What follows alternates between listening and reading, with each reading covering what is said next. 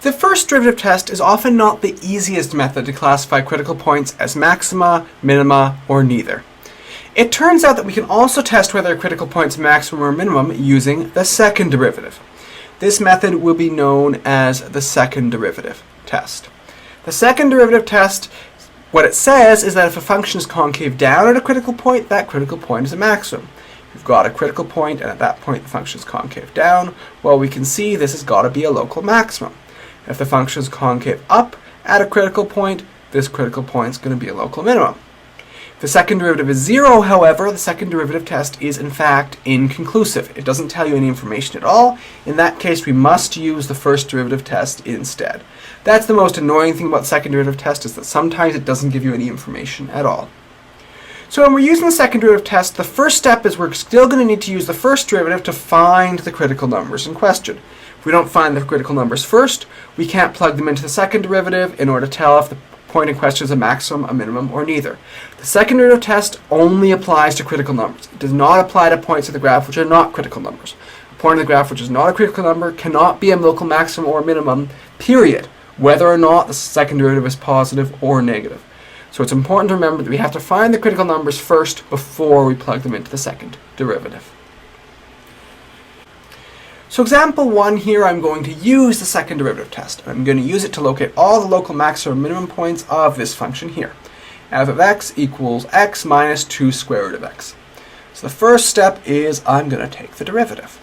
F prime of x is going to be 1 minus 2, now square root of x, we think of as x to the 1/2, so we bring down 1/2, and we have x to the negative 1/2. Simplifying this, we have 1 minus x to the negative 1/2. So the first question is, what are the critical numbers? Well, f prime is undefined when x equals 0. This is because 0 to the negative 1/2 is not defined, so we have here one of the critical numbers. Again, we can sort of think of this as 1 minus 1 over square root of x. So that's one critical number. It's also a critical number when f prime is 0. That means 1 minus x to the negative 1/2 equals 0.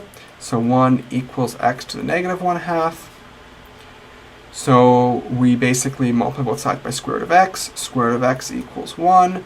X also, therefore, has to be 1. So these are two critical numbers. X equals 0 and x equals 1. Now, one thing to mention is that this critical number, x equals 0, cannot be a maximum or minimum. Why? Because it is the edge of the domain of this function. The domain of this function is from 0 to infinity. This is not the edge of the domain, so we don't even have to think about it. So the only critical number we have to think about is x equals 1. So what we're going to do is we're going to find the second derivative, and we're going to plug x equals 1 into it. If we do the derivative of this, derivative of 1 is 0. Bring down the negative 1/2, we get positive 1/2 x to the negative 3 over 2. If we plug in 1 into that, we get 1/2 times 1 to the negative 3 over 2, which gives you a half. This is positive, which means at x equals 1, we have a local minimum. Now, if we want to find the, in fact, local minimum point, we're going to need to find the y-coordinate as well. So it's going to be 1 comma, we plug 1 into here, we have 1 minus 2 times square root of 1, which gives me negative 1. So 1 comma negative 1 is the local minimum point.